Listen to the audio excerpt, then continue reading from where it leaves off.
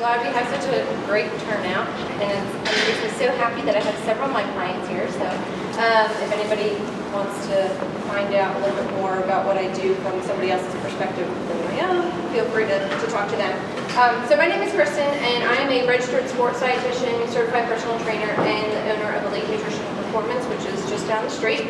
And I basically work with people, active individuals, athletes, people that are training for certain events, or they may just be, weekend warriors going to the gym that just essentially want to better their health and improve their performance in their sport and their daily lives. And usually people come to me when they are very frustrated, they're at the end of their rope, they're sick of all the mixed messages that they see in the media, what's working for them, what's not, and they may be overweight, underweight, the sky's the limit of the types of people that I see and the cases that I see. So tonight we're going to be talking about early season nutrition. So what to eat in the very beginning of the year. And this is something that a lot of people don't give a lot of attention to, which is kind of a shame because this is kind of setting the backbone for the rest of your season. Does anybody currently follow a sports nutrition plan or plan out their meals while they're training? Get a couple people. So this is something that you do want to give some attention to. It really can make or break you.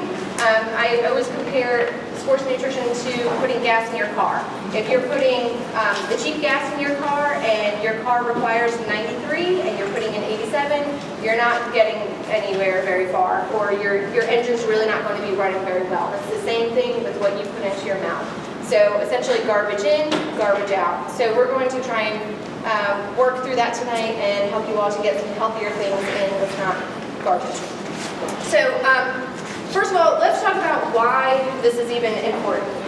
When you're exercising, as your exercise intensity increases, your duration increases, a number of things happen within your body. And that means that your stress hormones start to increase, and then your glycogen levels in your body start to decrease, which is the storage form of carbohydrates in your body. So after a while, you start to deplete your carbohydrates, your fats, your two main energy sources, plus your protein, and then your muscle fibers start to break down. We're supposed to have a PowerPoint so I can show you all this, but technical difficulties, so we're just going to talk. So essentially, maybe. So essentially, as your exercising intensity increases, the duration increases, all these things are going to magnify, and basically your energy stores are going to deplete.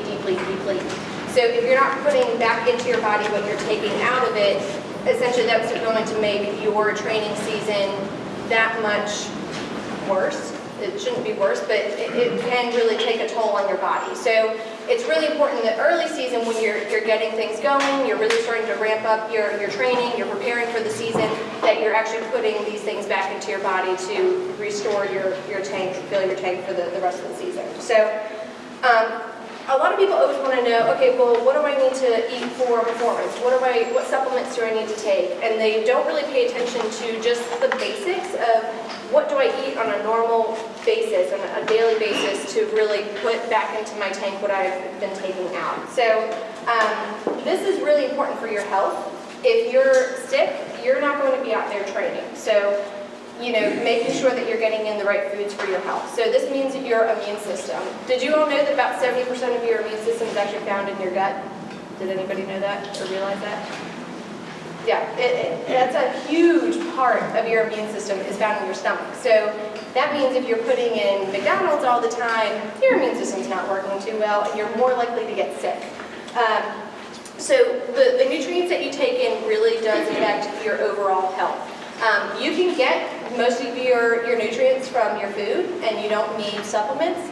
However, there are certain cases where, if you have a strenuous training schedule or, some type of deficiencies, then you do want to take those supplements, but we'll talk about that later. Nutrient stores. So there's macronutrients and micronutrients. And macronutrients are your carbohydrates, your proteins, your fats. And like I said, as you're exercising, those three things start to become depleted. So, as your muscle fibers start to break down, your protein is going to become depleted. As you're exercising, your body's going to use up your two main energy sources, which are carbohydrates and fats. So those are going to become depleted. Also, your micronutrients, which are your vitamins and your minerals. So the two main things that people need to worry about, athletes in particular, are your iron stores and your zinc stores. So those are the two main things that tend to get depleted more easily. How many of you are runners in here? Okay, so I don't know if you've ever heard of this. Most people have, but if you haven't, foot-strike hemolysis, which is a form of low iron within your body. And basically what that means is as your foot strikes the ground, your red blood cells rather, start to break open, and that actually releases the iron in them and makes your iron levels low. What happens when your iron levels get low?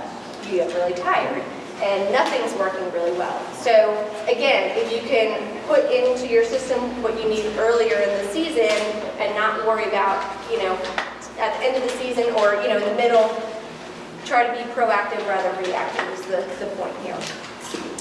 The third thing pertaining to health is inflammation. So how many of you have heard about inflammation in the media now? It's a huge thing, is gluten causing inflammation in your body, all these things. So inflammation can be described best as if you were to break a bone or you cut your finger, it gets red, it gets inflamed, it gets big, and everybody has a certain level of inflammation within your body. We just don't see it, unfortunately, so it's easy to not eat the right foods and not really realize the damage that it's doing to your body. But when you get a cut on your finger or you break something, what's the first thing you usually do? You probably put ice on it to try and stop that inflammation. So it's the same thing within your body. You want to put the right foods in there that have antioxidants to reduce that inflammation within your body. Again, I know I keep referring to McDonald's, but McDonald's is really inflammation promoting, whereas your fruits, your vegetables, your whole grains would be anti-inflammatory. So that's actually going to help you to recover from your workouts. And most people, when you think of recovery from your workouts, what do you all think of? You could just shout it out. What's the first thing that comes to mind? Recovery from workouts. What was it? Protein? Yeah, protein is probably the number one thing that comes to mind, which, okay, that's good, but you do also want to think about getting, carbohydrates, and the right types of carbohydrates and proteins and fruits and vegetables for recovery. Any luck? I'm going to jinx myself, but we may have something. Okay. Well, I'll just keep going. Just keep carry on.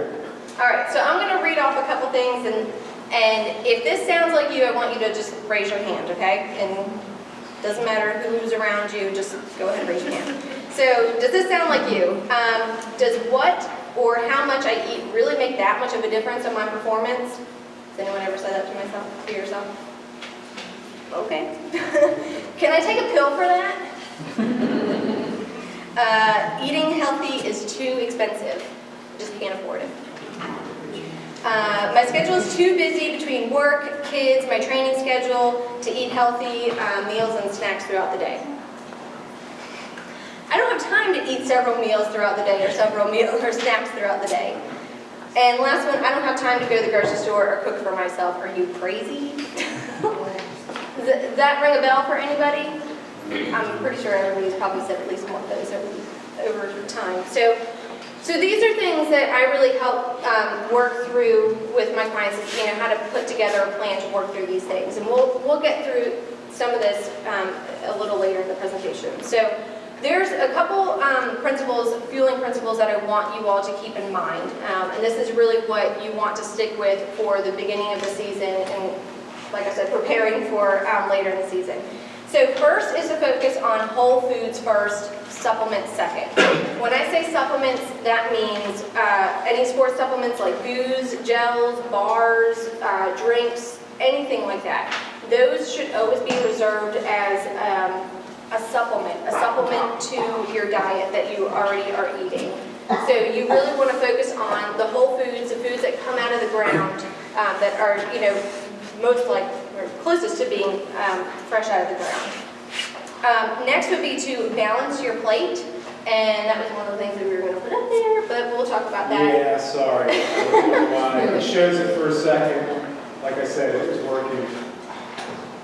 So if you ever get a chance to get this TV Gene app, don't buy it. We'll talk about it. If you all, on the binder that I passed around, fill out your information. I can send out And everything. I will, well, I've got all your all's email addresses, so I will forward There all you these go. documents to you. Yeah. And I apologize, you know, I didn't try PowerPoint. It says it was supposed to work.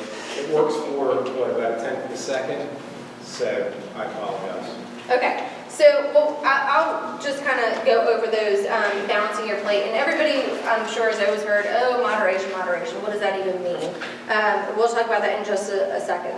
The next one, principle number 3, is weight loss really should be reserved for the off season or the very beginning of the season, getting ready for your sport. A lot of people actually sign up for, triathlons, marathons, all these sporting events as a way to lose weight.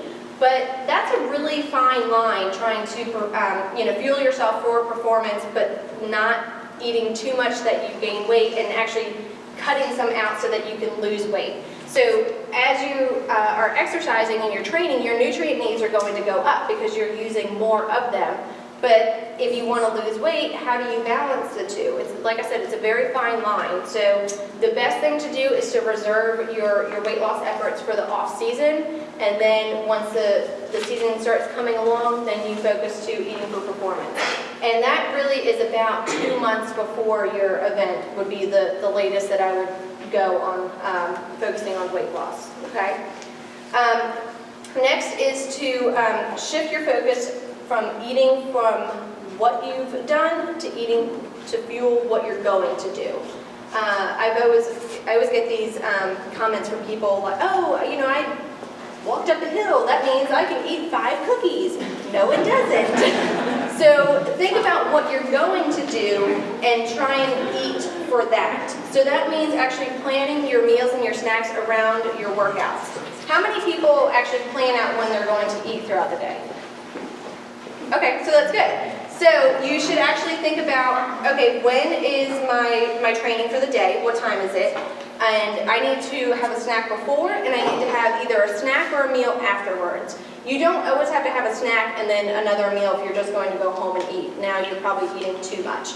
So think about, okay, if I'm going to be training at 5 o'clock when I get off of work, well, I probably want to have a snack maybe about 2 hours before because that's going to give my stomach a little bit of time to digest the food.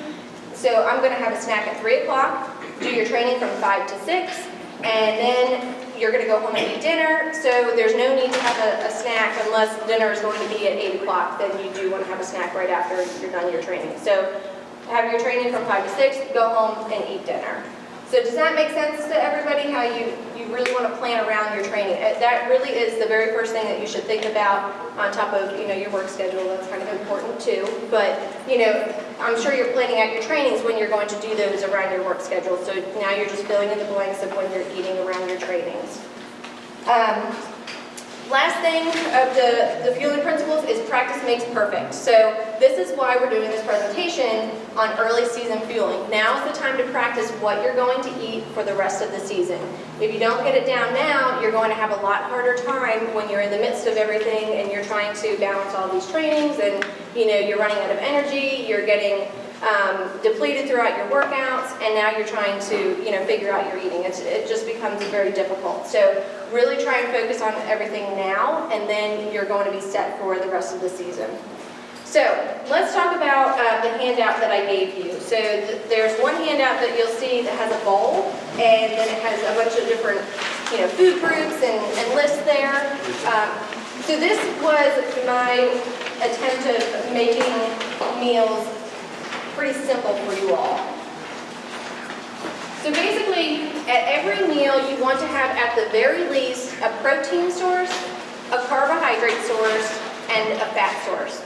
So your carbohydrates can be a whole grain, it can be a fruit, or it can be a bunch of vegetables. They all have carbohydrates in them. Your proteins can either be a meat, fish, beans, cheese, dairy. They all have protein in them as well. So milk and yogurt do count. A lot of people tend to forget those.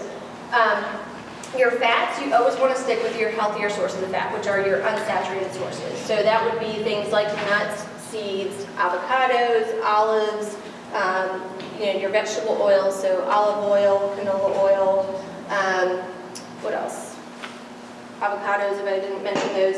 So those are all your healthier fats. So if you look at the bowl, you'll see that there's several different lines on there, and that's just showing you how much of your bowl is supposed to be made up of each particular food group. So of course, vegetables is the biggest. Especially in the early season, you don't need a ton of carbohydrates. That's another mistake that people tend to do earlier in the season is they overeat on carbohydrates when you haven't gotten your training up enough to eat that many carbohydrates. Your body needs carbohydrates at every meal, so anytime you see a diet that says, oh, cut out carbohydrates, just turn and look the other way because you need them. But you don't need as much now as you would later on. So fats would be at the bottom. Like I said, fats are an energy source. This is your long-term energy source. It's your energy that's going to stay with you for a little bit longer. So, but you just need a small amount. A serving size is about a teaspoon, which is about the tip of your thumb.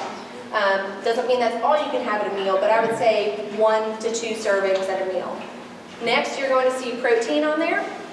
So protein would be about 3 ounces, give or take, and that's about the size of the palm of your hand. Next, you're going to see your whole grains. And whole grains, I tell people put both hands together, and what you can fit in the cup of your 2 hands is about what you should be having at your meal. And then last would be your vegetables. So fill it up with the vegetables. That's where you're getting a lot of your antioxidants and a lot of your vitamins and minerals. So on that handout that I gave you, essentially what you're going to do is just take something from each category, you throw it in a bowl, and there's your dinner or there's your lunch. It's very simple. It doesn't have to be some grandiose meal, anything that's, very, 5-star restaurant-esque. As long as it's going to give you the components that you need to get through the day and give you the energy, it works. So if you flip over that handout, you'll see a bunch of recipes on there. And these are just, some quick and easy meals that you can make that actually fit the bill of having that balanced meal. Now, one of the things that I wanted to show you was the athlete's plates, which, like I said, are not pulling up. So basically, the athlete's plate is just showing you how to put together a plate based off of where your training level is. Similar to what I showed you with the bowl, but your levels of carbohydrates and proteins are going to change based off of where you are in the season. So when you are in the off season and you're trying to lose a little bit of weight, that's when your carbohydrates are going to be the smallest. You're going to eat slightly more protein, half a plate of vegetables. Then when you get into the early season, you're starting to train, and it's, your workouts are fairly easy. Your carbohydrates are going to get a little bit bigger. So about a quarter of your plate carbohydrates, a quarter of it protein, half of it vegetables. As your workouts get harder, that carbohydrate category is going to get slightly bigger and bigger. So you can see, at the beginning of the season, you don't need a ton of carbohydrates. Carbohydrates is your body's primary energy source. So if you're trying to lose weight, cutting back on them a little bit is going to force your body to make alternate means for energy, and it's generally going to take your body fat and burn that off for energy. So does that make sense to everybody, how your ratios are going to change of your food groups throughout the season? Does anybody have any questions on? What about fruit? On fruit? Yeah, fruit can really fall into that vegetable category. It could be fruits and vegetables, but you want to do a combination of the two. Don't do half a plate of fruit. So if you really want to break it down even further, I would say a quarter of your plate vegetables, a quarter of it to be fruit. Dairy is also something important to include in your diet. You really should be having 2 to 3 servings of dairy throughout the day. And I would say reserve those for snacks. Fruit with yogurt is a great snack, or a glass of milk and a banana, that's a great snack as well. So try and, space those out throughout the day. You really should try and space out your meals and snacks so you're eating 5 times a day.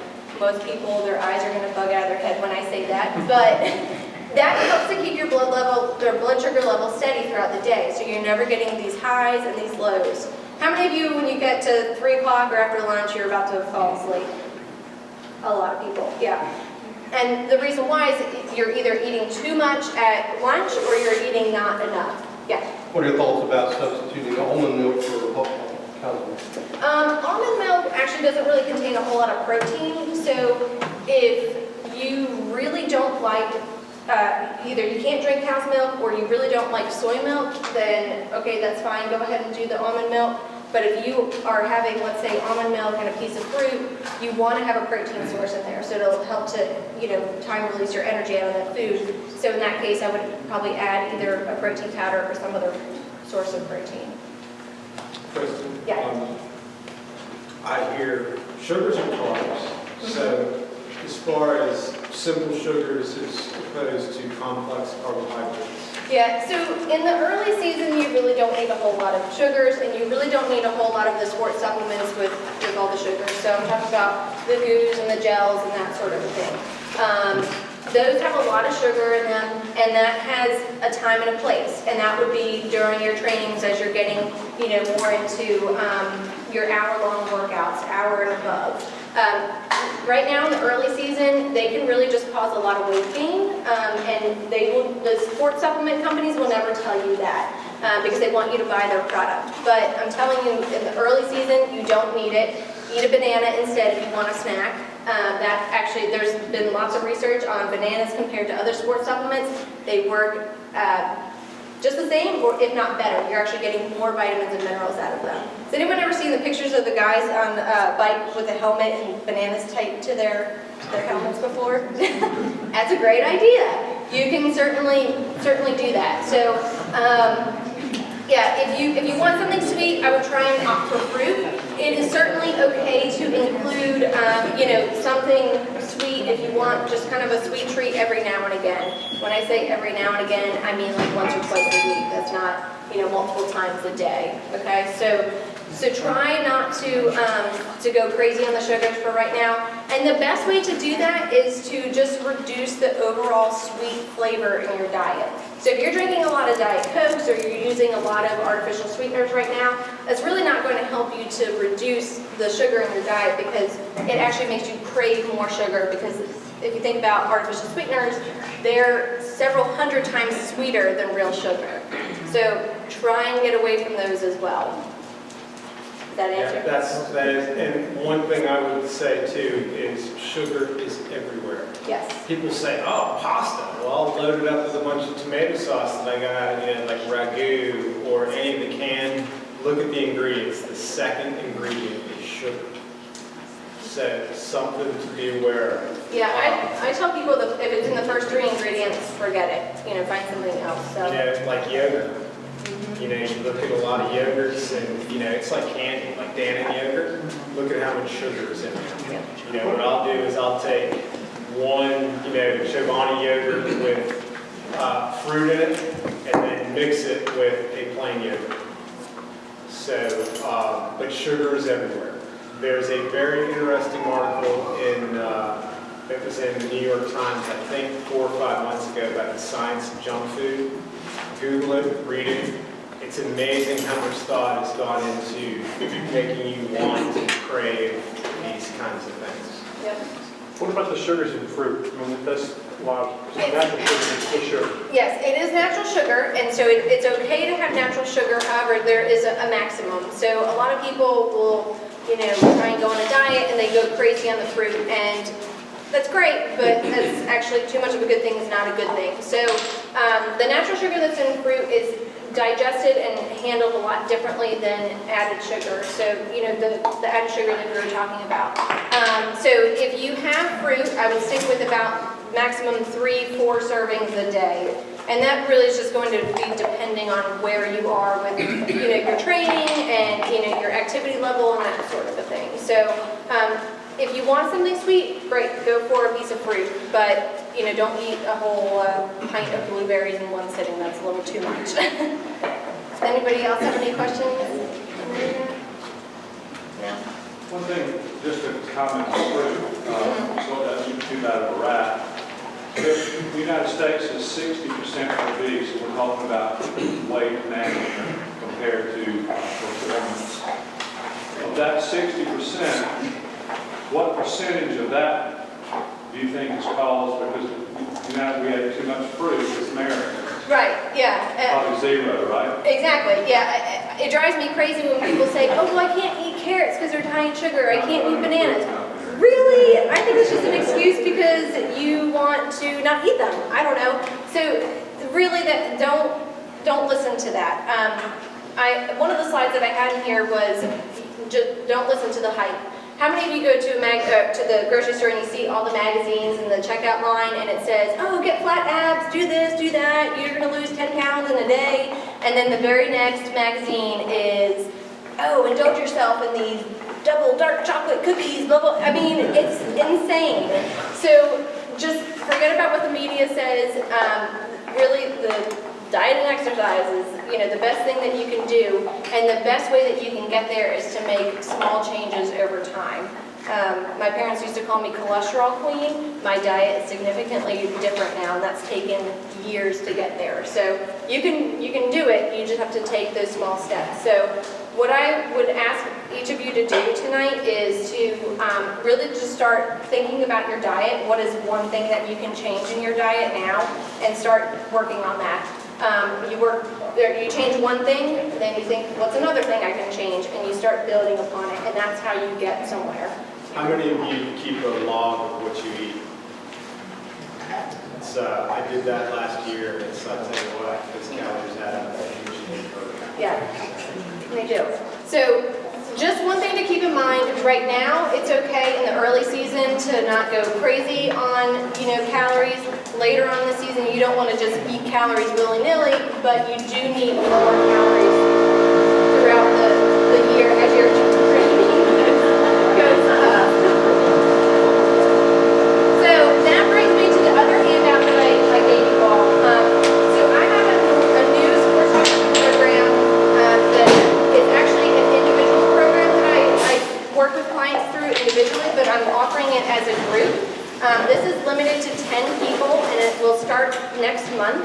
So this will actually take you from where you are now in the early season, and we'll go through 6 one-hour classes, and it'll teach you how to put together a hydration plan that is specific to you. It's not, a cookie cutter plan to anybody. It's specifically to you, how to put together a fueling plan for you during your trainings, how to figure out what to eat before your trainings, what to eat during, what to eat afterwards, how to apply that to your competition. So, do you need to pack your own food, or are you going to rely on the food that they have there? How many grams of carbohydrates do you need to eat per hour? When do you need to drink? That sort of thing. There's a lot of things that go into your nutrition plan, and this program is actually going to help you put all those pieces of the puzzle together. So it's going to take you from where you are now to an all-star elite athlete by the end.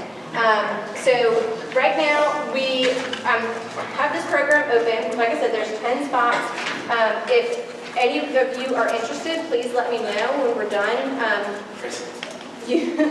If you sign up by Monday the 10th, you'll actually receive $100 off of the regular price. So please consider this program, even if you have been doing tons of competitions. If you feel like you could just use a little bit of help, this will get you there. If you feel completely lost and this is your first race that you're doing, this will get you there as well. How many of you have races that you have signed up for so far this year? Okay. Is anybody else contemplating doing some races but haven't signed up for anything yet? A couple? Okay. So, yeah, like I said, even if you are just thinking about it, you are signed up for something, this would be a great start. Your nutrition plan really makes a huge difference. Has anyone ever heard of the 80-20 rule? 80% nutrition, 20% training? That sounds kind of ridiculous that you put in all that work for training, but no one pays attention to nutrition. So think about it. If anybody has any questions, let me know about the program. And on the binder that's been going around that you can put in all your information, I'll send out more information about the program. Does anybody have any questions on anything that we talked about? No questions? Yeah. What are your thoughts on, well, of course we know processed food is bad, but you can go to the health food section and find processed healthy food. Yes. Like Amy's pizzas or Yeah, and this is actually one of the things that we'll do in the program. We'll actually go to the grocery store, and I'll teach you about how to read food labels, how to pick out things that appear healthy but aren't really. So has anyone ever heard of the health halo effect before? Nobody? Yeah. That's actually foods that appear to be healthy and they really aren't that healthy. So, how do you see through all of those foods? Yeah. What do you mean by hydration plan? Hydration plan is basically calculating what your sweat rate is. Are you a heavy sweater, or are you a light sweater, or a salty sweater, or not? And figuring out how many ounces of fluid you need when per hour. How about your electrolytes? How much do you need a supplement on your electrolytes, or is just doing a Gatorade fine? Those types of things. It all gets put together, so come competition day, okay, this is how much I should be drinking when, this is when I need to combine it with my food. Do I need even a sports drink, or is my, sports supplement, my goo, enough? Does that answer your question? What is electrolyte source other than Gatorade? It's not negative. Is not negative on your body? Well, there are tabs that you can take. There's plenty of supplements that you can do, and honestly, just making your own sports drink, or having things like nuts that have salt in them combined with a banana. So yeah, there's plenty of ways around it. You mentioned zinc supplementation earlier. Mm-hmm. Is that zinc something that can be found in food, or is that generally you can be taken? Yeah, zinc you can find in food, and it's actually usually found in the same foods as iron. So think of like your meats and beans, nuts, those types of things. You can take a supplement for it, but of course it's always better to get your nutrients from your food. And if you haven't been tested to be deficient in zinc, same thing with iron. I wouldn't go out and take a supplement, because those are metals, and you can actually build up a toxicity in your body very easily. So, yeah. Any other questions? Yes. Do you have any tips for improving your iron absorption? I eat a lot of iron-rich foods, and I'm always just barely squeaking by, If you actually eat iron-rich foods and drink, not drink, but something with vitamin C in it, so drink like a glass of orange juice, or have, a citrus fruit with whatever it is that you're eating that has iron in it, that actually does help to increase your absorption. However, iron and calcium do compete for absorption, so don't try to drink a glass of milk and do the orange juice plus your meat, because then it's almost going to cancel each other out. So, any other questions? No? All right, well, thank you all for coming tonight. I hope you learned something. Like I said, really try and think about, just that one thing